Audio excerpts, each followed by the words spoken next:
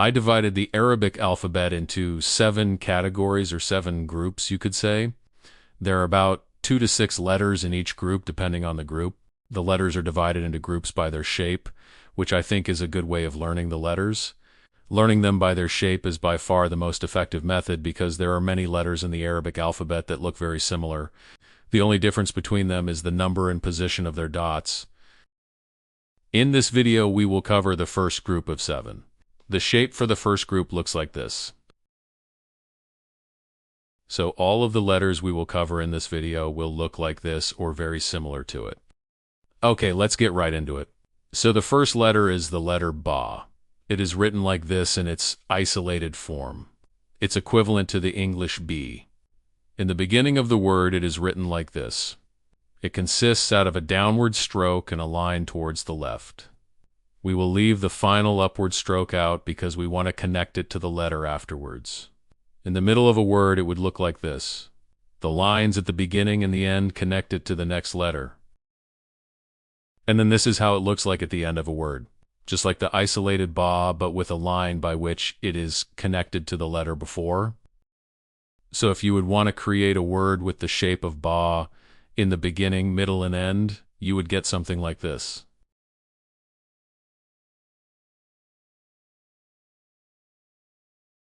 Of course, this is just practice and not a real word.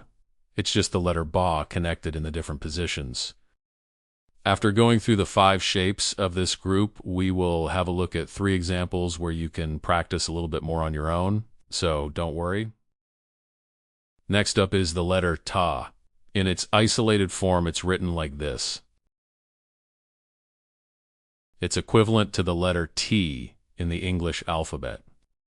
In the beginning, it's actually the same shape as Ba, but instead of having a dot underneath the shape, it has 2 dots above it. In the middle, it is exactly the same shape as the letter Ba, just with the 2 dots on top. At the end of a word, it's the same shape as well. Just the position of the dots is different. If you were to combine them, you'll get the same shape as for the first letter. Just keep in mind that there are 2 dots on top of the T. The next letter in this group is the letter Tha. In its isolated form, it looks like this. It is equivalent to TH in English. Tha is the same shape, just now we have 3 dots on top of the letter. So the difference between Ta and Tha is just 1 dot. In the middle, it looks exactly the same, just 3 dots on top.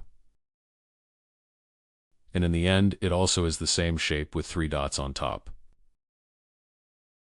Combining them, again, gives us the same shape with 3 dots on top this time.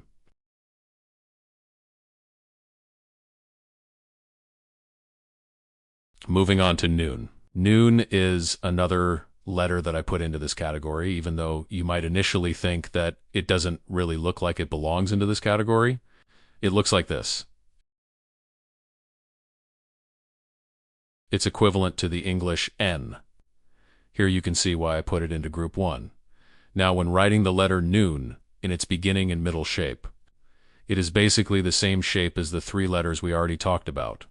It just has a dot on top of it, just 1 dot on top. When comparing it, you can see Ba has a dot underneath and Nun has a dot on top of the shape. Where we have a slight variation is its end form. It looks like this. It's basically the isolated Nun shape. If we combine them again, beginning and middle look like the 3 letters before, and then the last letter would look like the isolated shape. The last letter for this group is Ya. It looks like this. And in the beginning, you might also wonder, okay, why is this letter in this group? Because the shape doesn't really look like the others.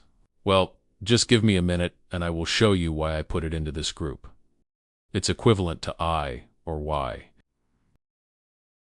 In the beginning and in the middle, it looks the same as the other letters. Exactly the same.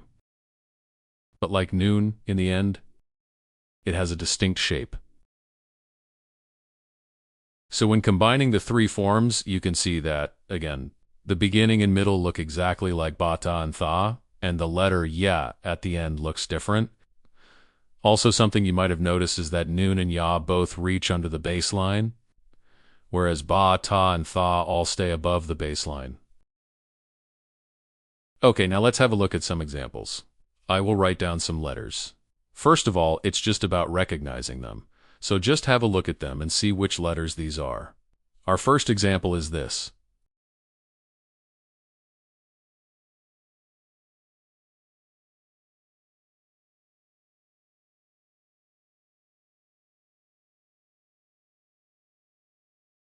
Which letters are these? Here's the solution. The first letter is ba, which is equivalent to an English B.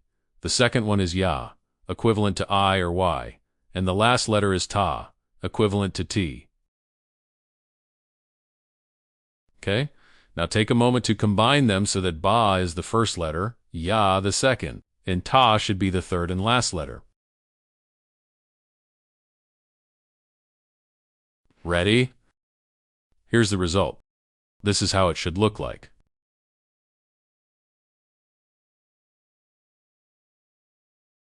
Ba is equivalent to B, ya equivalent to I, and ta equivalent to T. Now why did I write I instead of I and Y? The reason for this is that this word means bait, bait. So in this case the ya would be more like an I instead of like a Y. Bait in English means house. Great, this was our first example. Now let's move on to the second. I will write down the letters again. I will give you a moment to think what the English equivalent to them is, and then we will have a look at how they can be combined.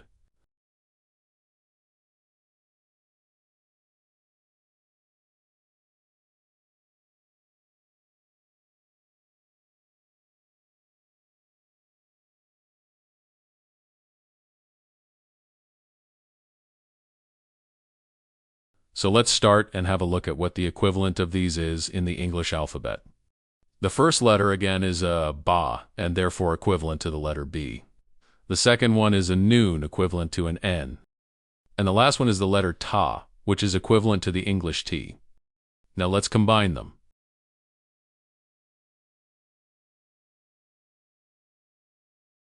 Here is the result.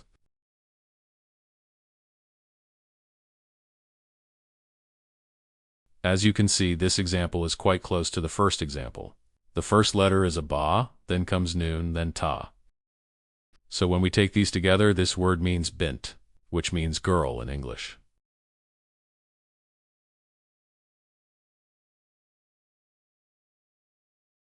Now, the reason why you say bint instead of bnt is that there aren't just letters a word consists of in the Arabic language, but also vowels.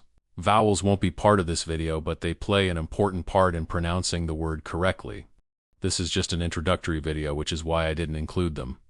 You could argue and say that we actually already included vowels because we have letters like ya, which might seem like a vowel, right? But strictly speaking, in Arabic, it's not a vowel. The letter ya is a consonant. There's also a vowel that is pronounced as e, which is close to how the letter I is sometimes pronounced. Like I said, this won't be part of this video. We'll just focus on basic letters, so the consonants of the Arabic language. Now coming to our last example. As before, I'll write down some letters and you will look at what they stand for in the English alphabet.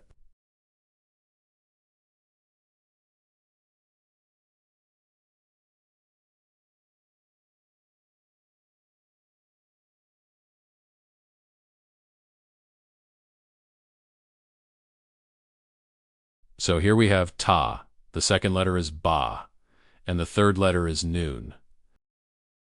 Now how are they combined?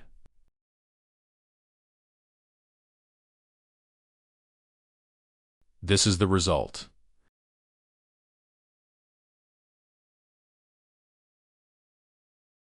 You can see the ta, ba, and the noon. This word means taban, which means hay or straw. Again, you can see that the word is not just pronounced TBN, but includes vowels. That's it for the first group. If you know these, you can already differentiate between letters that look very similar. I would argue that these letters appear quite frequently in Arabic texts. If you have any questions, I am happy to answer them in the comments.